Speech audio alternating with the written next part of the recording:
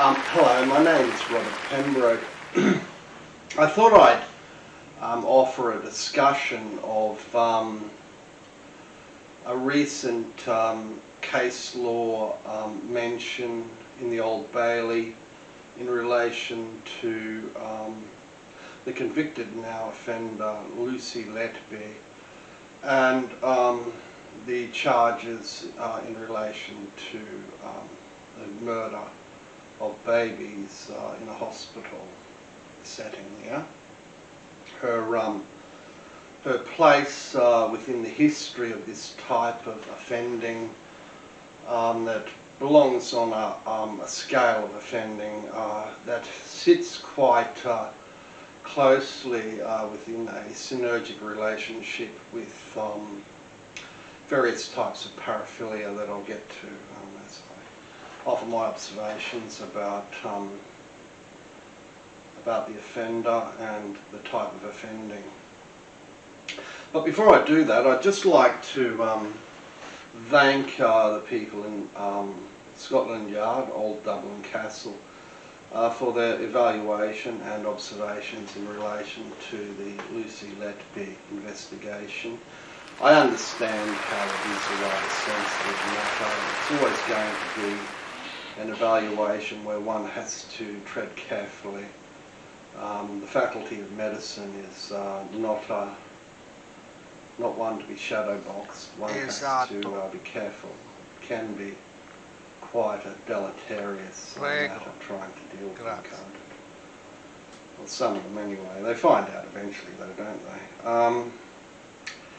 they? So when I think of Lucy Letby's offending, I think of the professional paraphilias, the ones that are ascribed to the professions,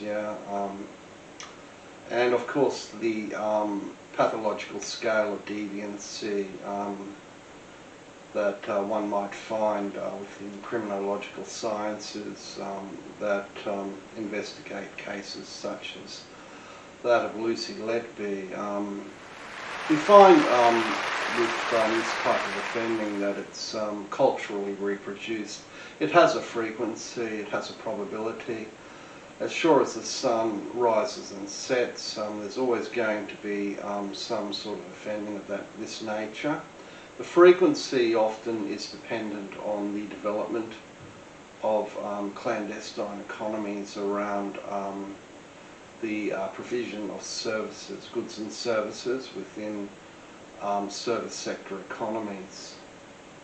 It's one of these things, if you have the provision of a lot of goods and services, you have a lot of people, if there's enough people, the probability is that sooner or later that type of offending will commence to surface, and there has to be a way of addressing it, and that's why the courts are there. So as I've said, it's a culturally reproduced order of deviant practices relating to paraphilias like necrophilia, buggery in homosexual behaviour, genital mutilation practices such as castration of children in warfare, torture, like you might see in BDSM, that's what they call it, the acronym now. I don't know what that means actually. It's like bondage, You'll have it in that as well on video URLs and pornography websites, on internet social media. Bestiality even sort of exists on a scale of offending that includes the type of offending done by serial killers, including those who commit acts of murder against babies or infanticide, etc.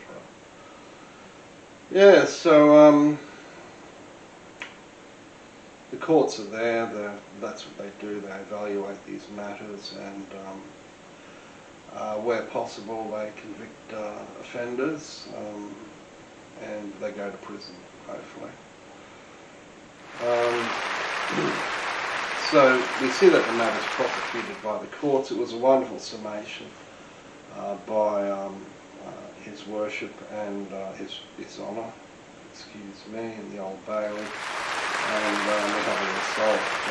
It's always going to be something that everyone looks at, because everybody who does criminology looks at the literature, don't they? The comparative literature within those quasi-fiction, non-fiction, postmodern sort of in-between narratives about serial killers.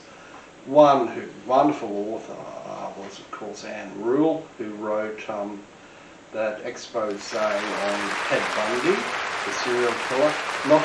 Not to be confused with the Ted Bundy of Married with Children, although I think everyone saw that as a play on that story.